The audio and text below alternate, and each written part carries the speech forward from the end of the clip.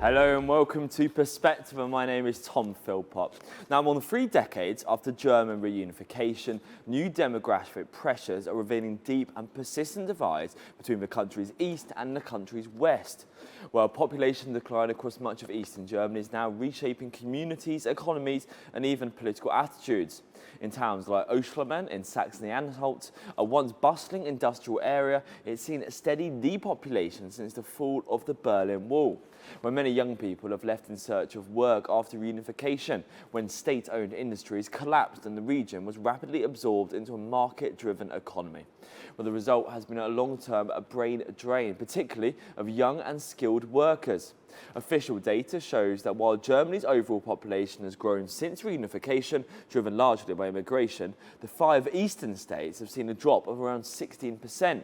In some regions, like Saxony-Anhalt, the decline has been far more severe, exceeding 25%.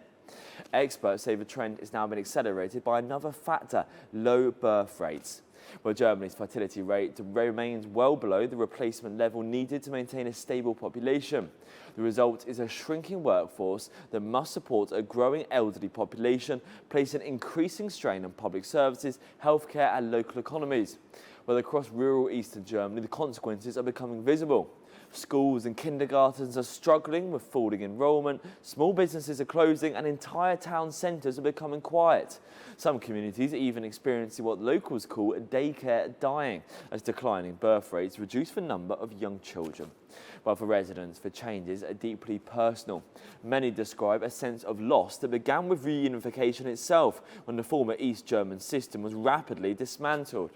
While living standards have improved over time, wages and economic opportunities still lag far behind Western Germany, particularly in more rural regions. Well, this demographic shift is also having severe political consequences. Analysts say that population decline combined with economic frustration and feelings of stagnation may be contributing to growing support for the Alternative for Germany, or the AfD, particularly in the eastern states.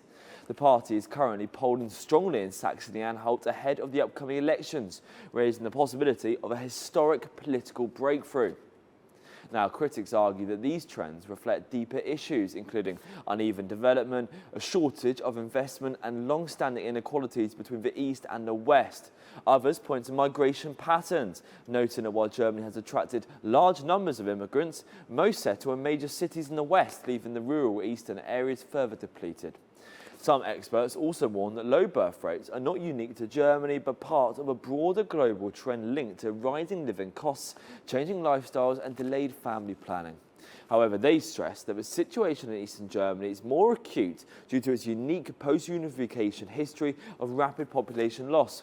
Efforts are now underway to reverse this trend, and local initiatives aim to attract young families and skilled workers back to the region by promoting jobs and quality of life in these eastern towns. But many acknowledge the challenge is significant, and in some areas the decline may be difficult to fully reverse.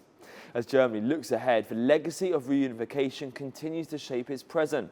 The physical border may have disappeared, but the demographic and economic divide between the East and the West remains visible, and in many places is widening again. To discuss this development, we're joined by our guest, Rajiv Biswas, who is the CEO of Asia Pacific Economics. So, hello and welcome to Perspectiva. So just how significant is the population decline in Eastern Germany compared to the rest of the country? Since the unification of East and West Germany in 1990, the Eastern Germany region has seen significant population decline in the order of around 13% decline in the total population, because many of the young people in Eastern Germany moved to West Germany because they got higher paying jobs, more opportunities, and West Germany had much better infrastructure at the time of unification. Although the situation has improved in Eastern Germany with a lot of infrastructure spending and convergence of per capita GDP towards Western German levels, there's still a gap in the per capita incomes in Eastern Germany, which are around 40,000 euro per year in Eastern Germany, whereas in Western Germany, the per capita incomes are more around the region of 55,000 euro. So there's still a gap in incomes, and that continues to put pressure on Eastern Germany because the opportunities are still more attractive in Western Germany. So what are the main historical reasons behind the sharp population loss after the German reunification? Well, at the time of unification, Western Germany was much more developed than Eastern Germany. It had much higher income than Eastern Germany. The infrastructure was better, the housing was better, and a very important factor was the much higher per capita income. So at the time of unification, when the borders opened and people in Eastern Germany could move to West Germany, many young people saw more opportunity for them in the long term by moving to West Germany. They had more opportunities to get jobs. Unemployment was, a factor that helped to drive people to get well-paying jobs in West Germany. And the living standards were higher with much better infrastructure, such as housing quality and all types of public infrastructure as well. So that drove millions of young East Germans to move towards West Germany. So those were some of the key drivers that continued for many years. And it's now, 35 years since unification, but certainly in the first 20 years or so, there was quite an outflow. And it was also really a brain drain because many of the more talented uh, workers in Eastern Germany wanted to get opportunities in West Germany. So that brain drain aspect is also significant because when companies are planning to invest in new factories or new offices, then the talent pool in West Germany is bigger because of this brain drain that has happened since unification. So what does a 16% overall decline and over 25% in some regions actually mean for these local communities? I think the impact of depopulation is very severe when you have such large declines in population. And Eastern Germany is one example of depopulation, but in Asia, there's also the example of Japan, when many rural communities have seen quite significant loss of population. So what that means is that in the communities where the population is declining significantly, basically the number of people is much lower, the spending is lower, so the communities are not as vibrant in terms of having retail services because the size of the spending is actually declining. So it does have quite an impact in terms of the retail services that people can get in towns and villages where the population has fallen quite severely. It also has quite an important impact on the local government because the number of local residents is declining. There's less tax revenue for local governments from their communities, and that means that there's a decline in the services that they're offering. And of course, there's many fewer young children being born, and that means services such as schools, universities are all being affected by this negative shock. So I think the big picture is that when you do have depopulation, it is quite a negative impact on consumer spending and also on local government services. So it becomes a vicious circle because the population declines, there's less retail stores, there's less government services. So the people who are still there also feel they need to move. So it just keeps spiraling downwards when you end up in this depopulation situation, when it's severe depopulation. And that's also what's being experienced in Japan in rural towns and villages in many parts of Japan at the moment. So it's also very important what is the long-term outlook for the population. For example, in Japan, every year the population is falling quite significantly, and over the next 10 years it will decline quite a lot in the Japanese situation. In Germany, the outlook for the whole of Germany is not as severe in terms of population decline. The population is expected to be relatively stable over the next 5 years or so, and that's because they have net immigration from other countries. The European Union has free movement within the European Union.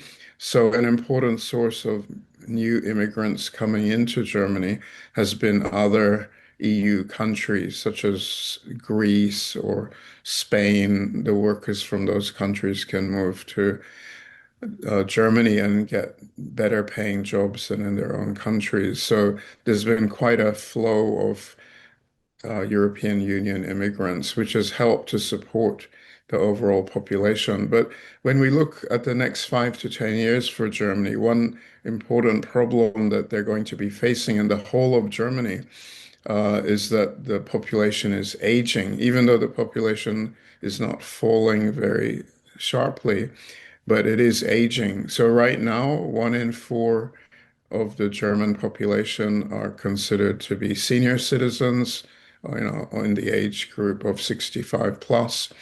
But by 2035, that proportion will increase quite significantly to about 25% of the total population will be in that elderly age group.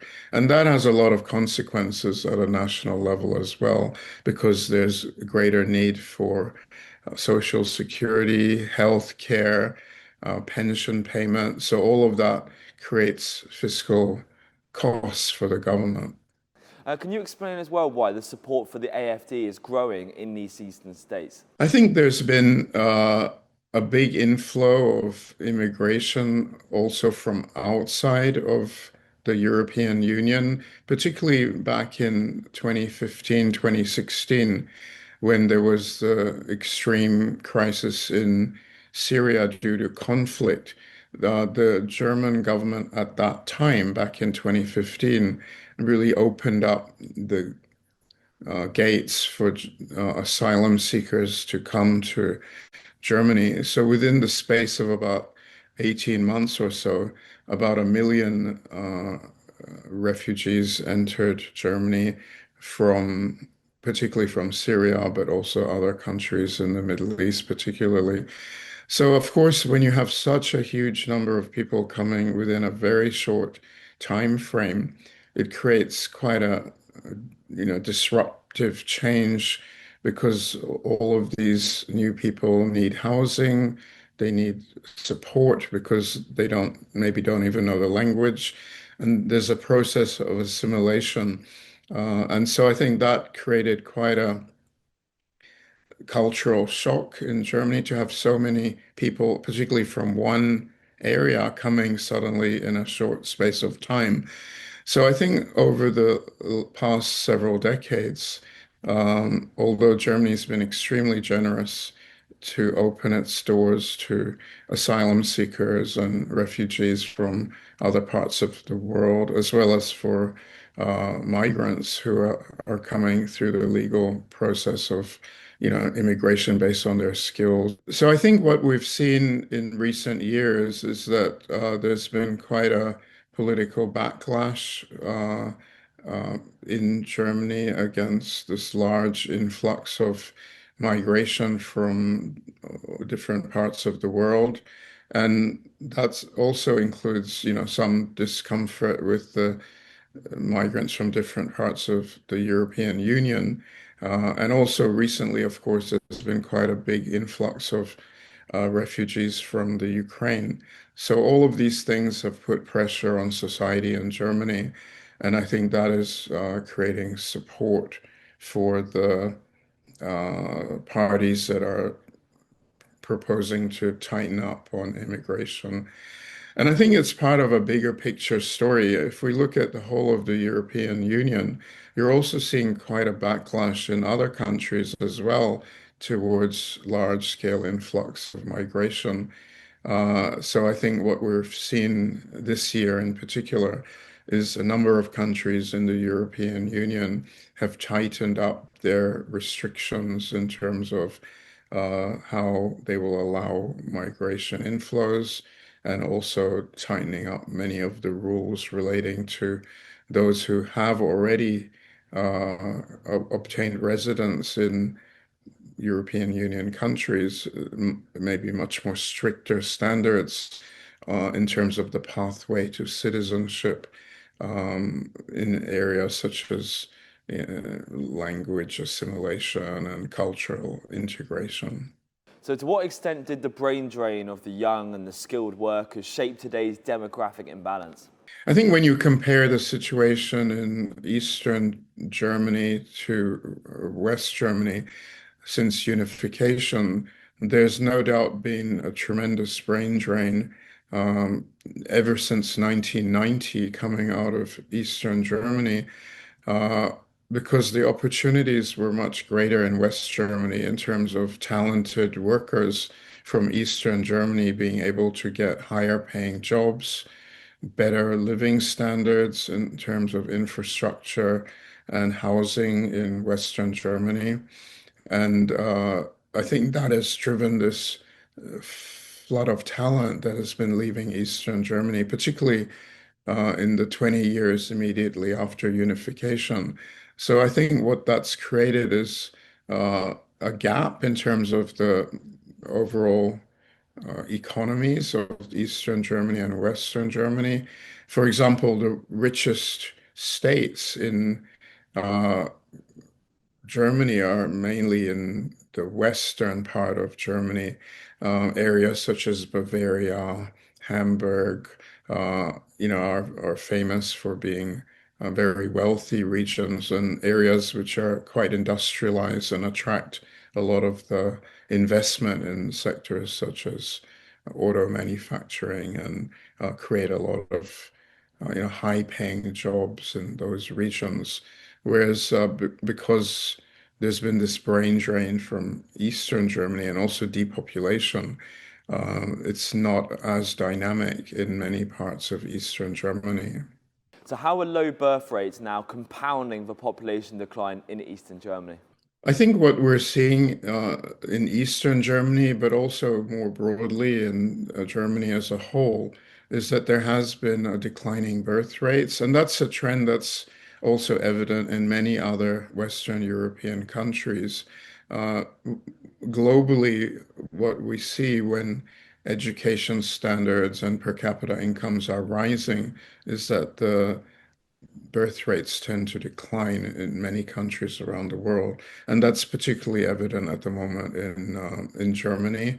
And that's, of course, been a big factor in Eastern Germany because many of the young people already left Eastern Germany who would have been starting young families. So they've moved, millions of young people moved out of Eastern Germany after unification to go to the West. So they've been starting their families in West Germany. So that's added to uh, the the low birth rates in Eastern Germany.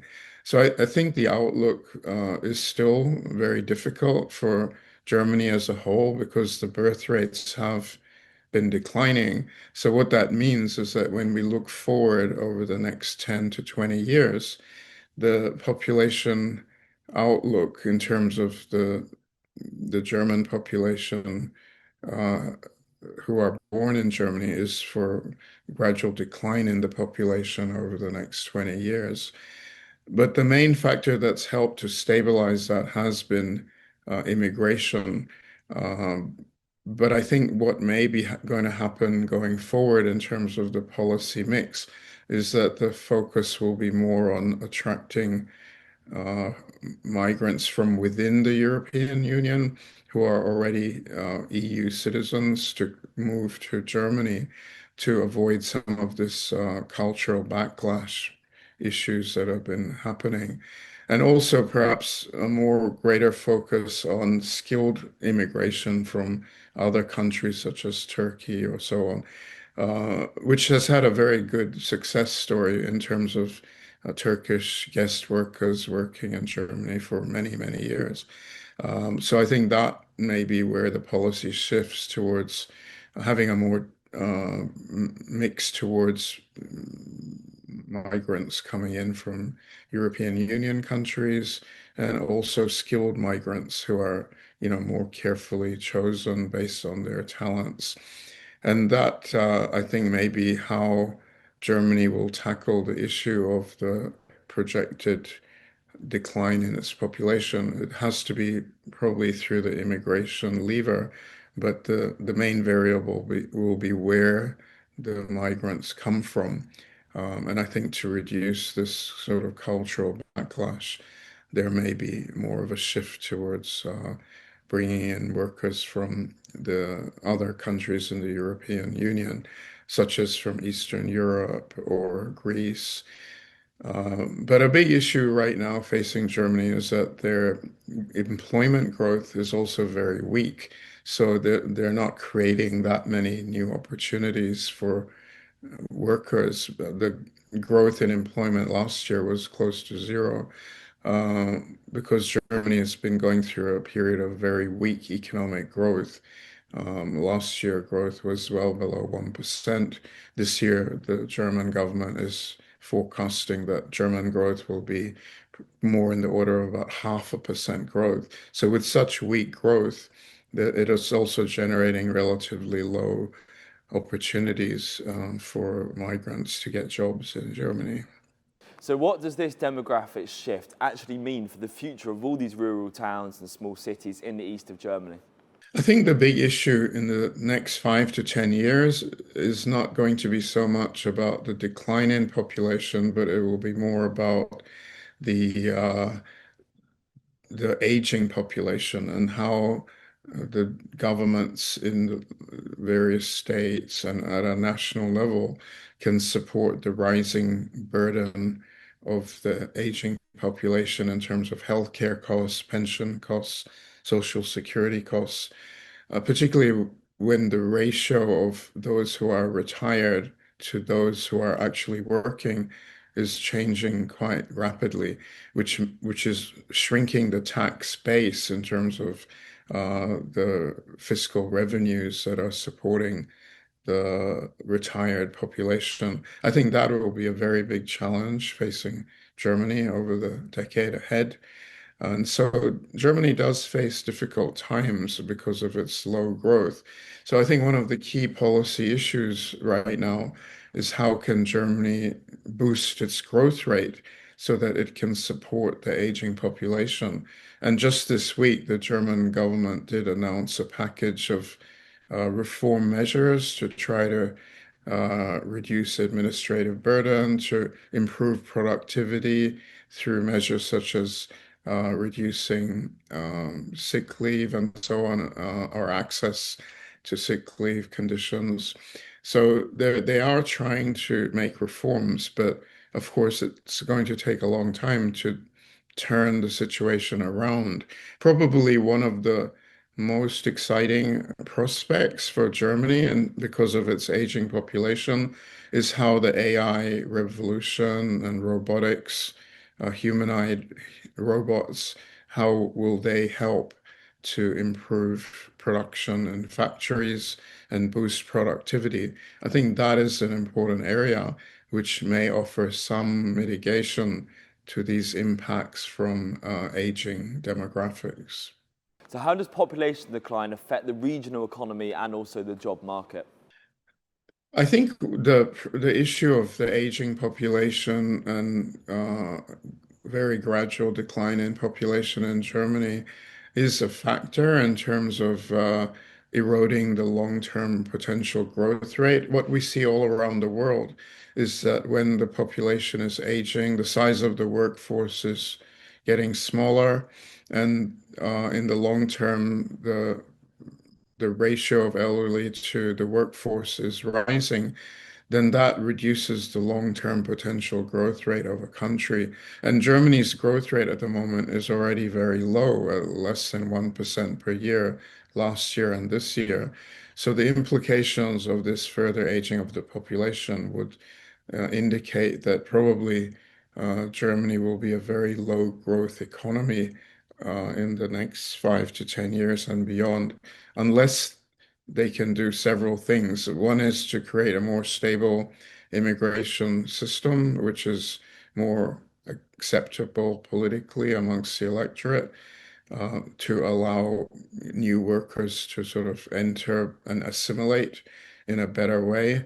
And the second factor, I think, is how the AI revolution will help to boost productivity through use of robots, and particularly in the factories. There's also been already a lot of use of robotics in sectors such as automobile manufacturing.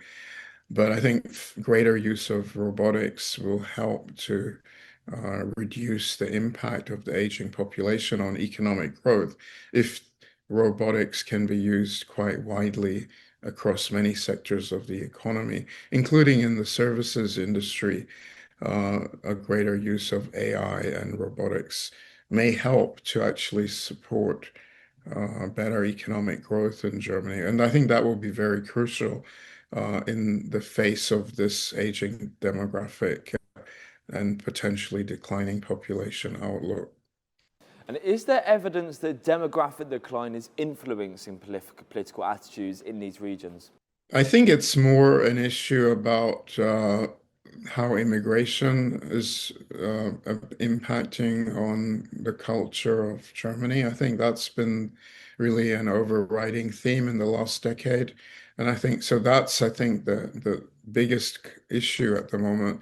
But of course, when the population is declining, that's also, I think, creating a negative societal impact in Eastern Germany, because the communities are declining if the number of young people are declining quite rapidly, as has been the case in many parts of Eastern Germany. It erodes the community, it erodes the retail services, and also, of course, reduces government services such as housing, local government offices, and so on. So all of that does have a negative impact, I think, on the regions which are seeing that kind of uh, significant depopulation in terms of a loss of confidence in the future outlook for their regions.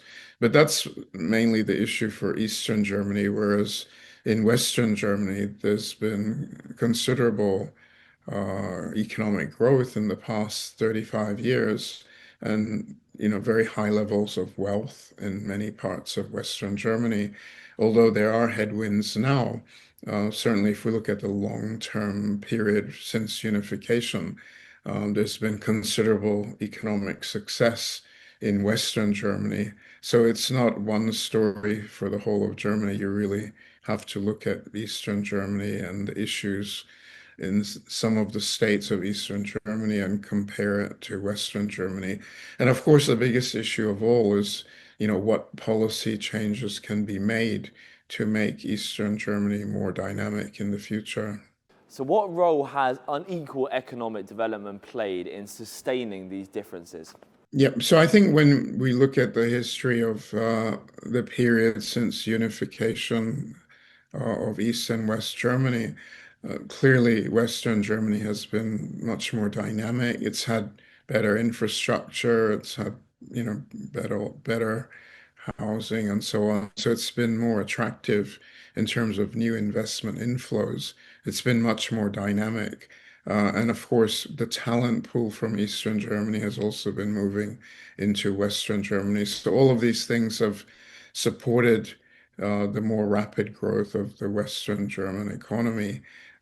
That's not to say there hasn't been investment into Eastern Germany. There certainly has been significant economic progress in Eastern Germany since unification in 1990. And you see that in the per capita income levels, because East German per capita income has converged towards Western German levels, although it hasn't equaled it yet.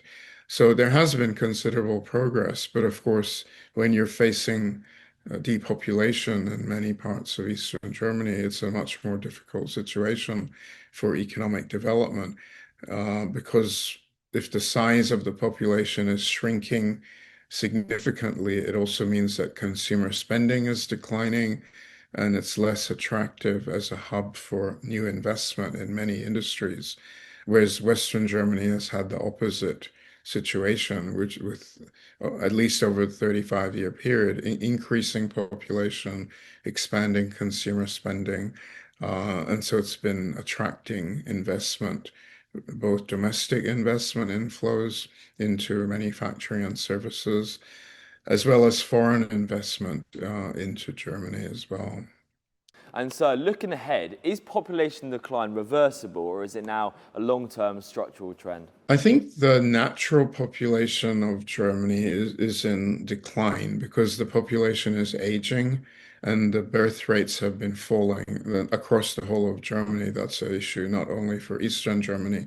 So I think if you just look at the natural population of Germany without including immigration, it does face tremendous challenges due to aging population and also the declining population. But the key variable is immigration.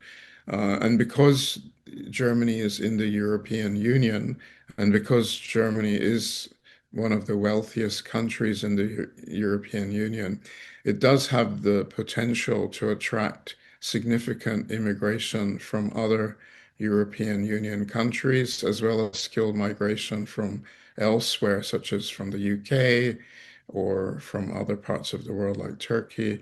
So I think there is the possibility that Germany can address some of these population issues through future migration.